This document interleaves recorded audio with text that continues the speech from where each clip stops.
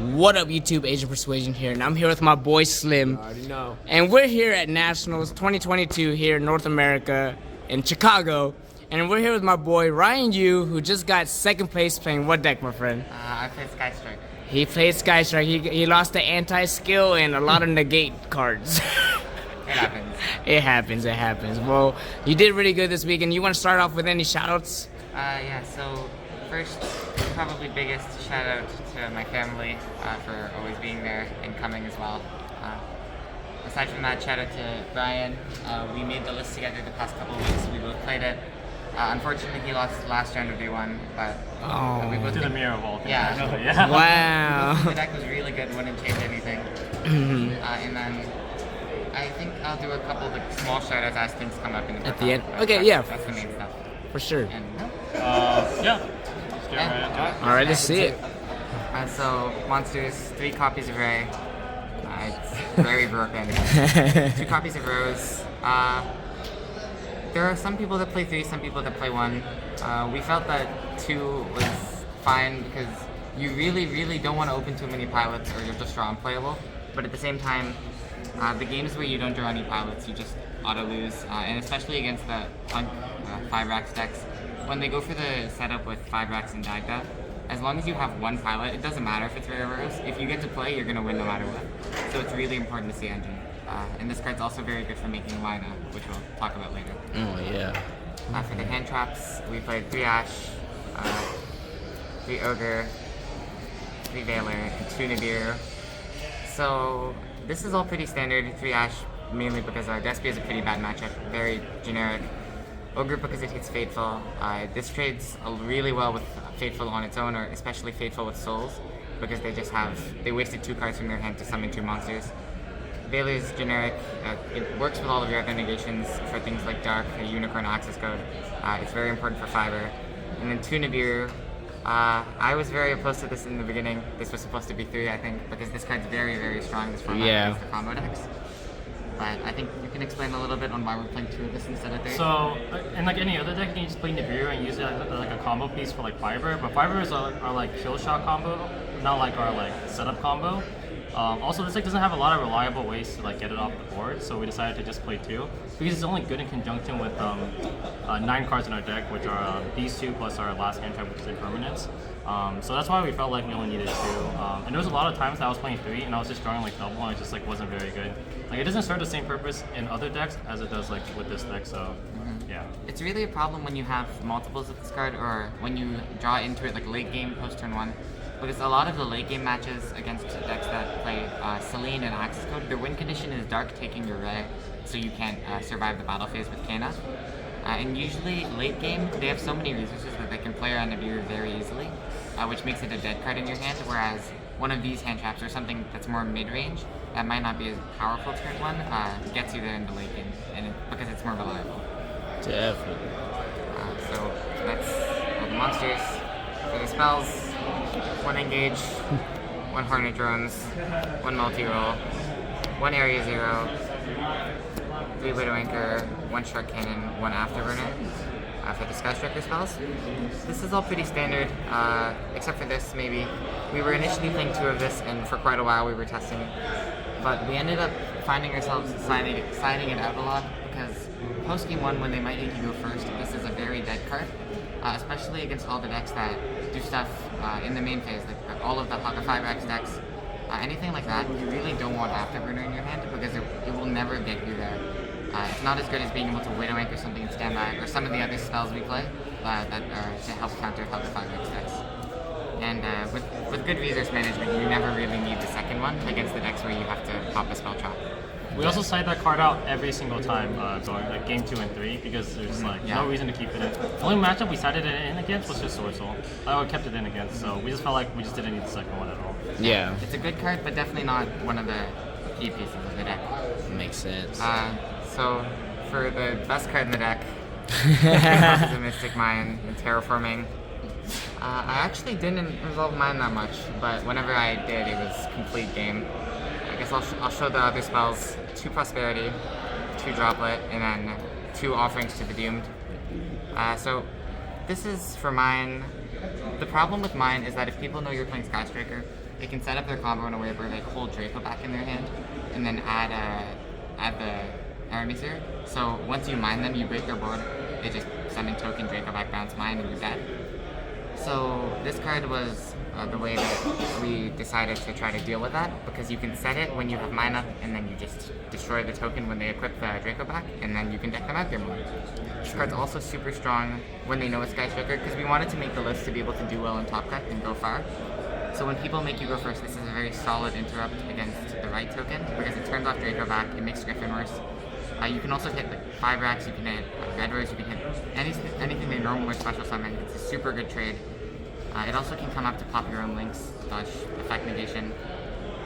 Droplet was very solid.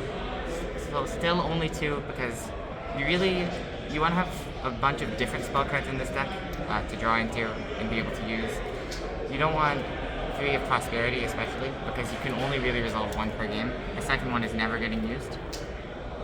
But all of these were very good. This is a super important consistency piece. Definitely have to play 2. Droplet was amazing. Whether or not you have mine, you can just Droplet, break your board, because you're playing a deck that has so many spells and is so good at going second. So, yeah, this card was just like super free because you're playing just like all the disposable spells in your deck.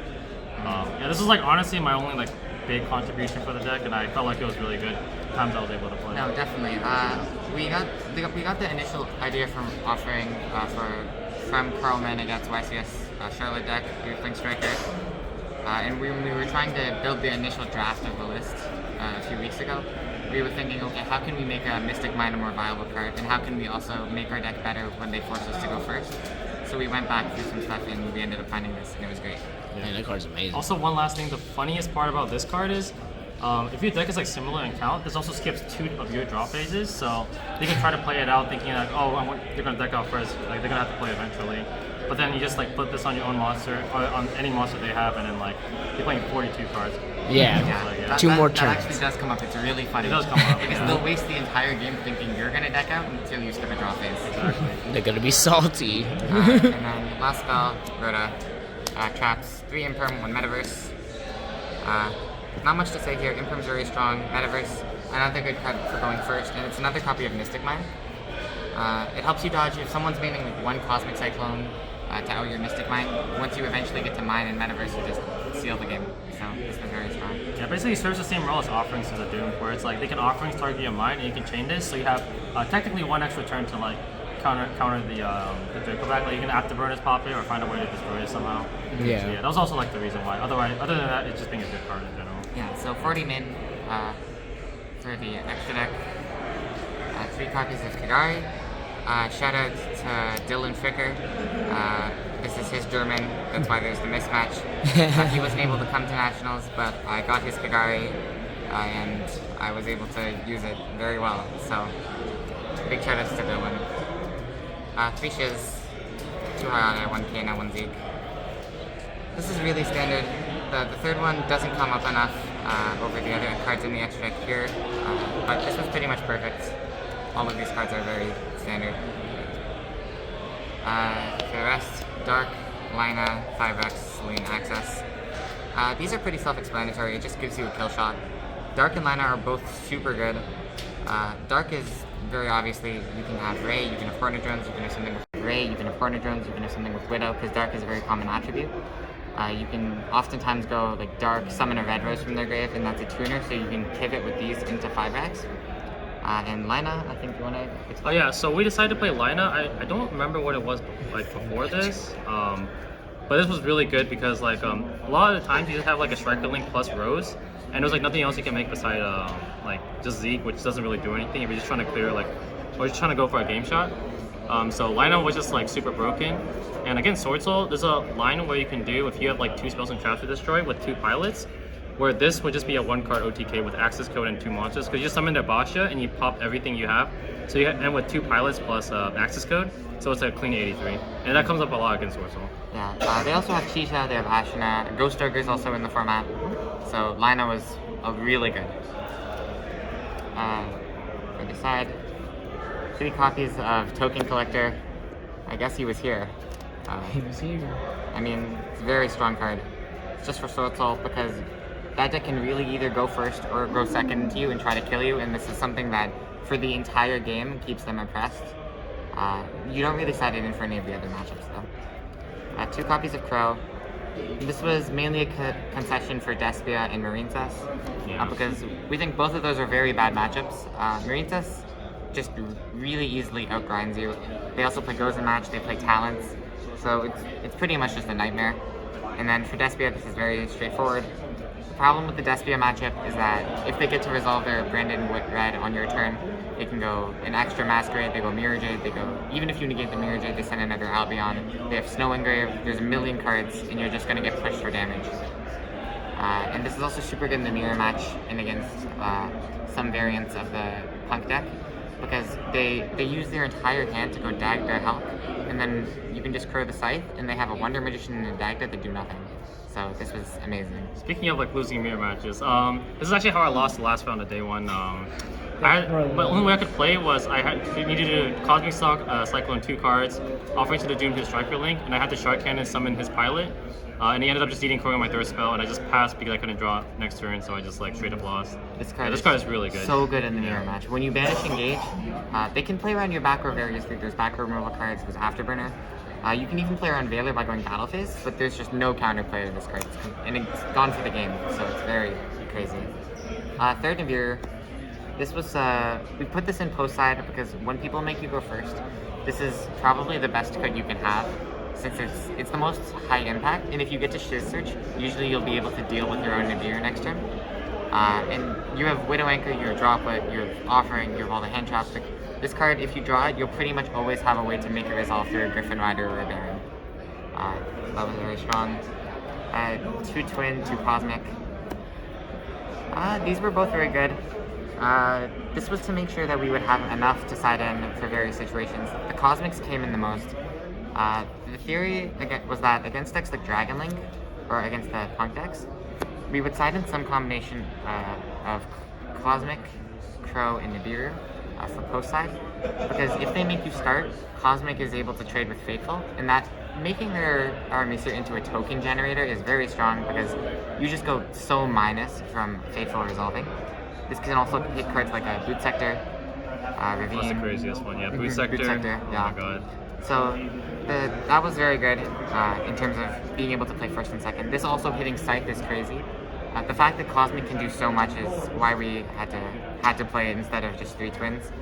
And 2 is just because of the siding pattern. Usually we take on Mystic Mine pretty much every game post side, because everyone expects you to be leaning on Mystic Mine for the entire match, and then they side in the back removal, and it's a brick in their hand and you hand trap them. So that was very good. Usually it's, for example against Dragon Link, it's these 3 and you take out 2 mines in Metaverse. You keep 1 mine in for Terraforming Prosperity, but for the most part you don't want to rely on that anymore. I don't forget about Gozen Match, the Cosmics. Oh yeah. It was actually from Marincess. We also had to play Twin Twister. It was mainly for backrow decks like Eldritch. Brandon Eldritch did decently well. This was also Marincess. Marincess is such a scary matchup. Rogue like Salamangreat, the mirror match. It was very good. And also for Short Soul, because they play Floodgates, I guess. But, you know. Apparently. Yeah. Didn't know that until this weekend. And then the last 5 cards are 3-Day Barrier, 2 Bearcan. This is mainly for Despia, not Sword Soul. Otherwise, it would probably be 3 of this, or maybe some other form of back remove for Sword Soul. But the plan was we need to have as many cards against Despia that let us steal that matchup. And this also overlaps into the Sword Soul deck, because if they make you go first and you bury them, it's game. Most of the time, if you go second, you have this and you can break their board. You don't even have to end on anything. You just go Shiz, Barrier, and you win. And this card, it wasn't in our list until Thursday night, right before submission. It was something that we had been talking about for like the weeks when we were making the deck, and we ended up putting it in last minute because we wanted to have something for Marincess, because that matchup is really, you can't overstate how bad it is. And it's also very good against Flunder. Flunder, pretty easy matchup for this deck, but especially when you have these types of cards to side in. Even if you get janked one game by Shifter or maybe just not drawing well, you should probably be fine in the end. And this card like single-handedly won 2 top cut matches against Flunder and Marincess. Yeah, you played a top 4, right? Yeah, I played Elijah with Marincess in top 4. Game 1 I just got completely smashed, matchup diff. And then game 2, I let him start. He goes Marbled Rock, set up with the field spell, equip, and set goes in. And I had like Ray, Rose, like not amazing, but I had this. So I set this and I kept setting roses and I flipped this up. Then eventually I ripped a Cosmic for his Gozen. And then my Aries are hit engage, so I just steamrolled from there and I had this on the field the entire time so he couldn't play. And then last, this is the token. Shout out to all the guys in Toronto. Yeah, they're always there. Always appreciate their support. And yeah. Awesome, man. Well, it was awesome to see you up there. Next time you're gonna get it for sure. Like you just played. It was just amazing to see you up there. And yeah, congratulations on getting second place. Thank you for the deck. Thank you.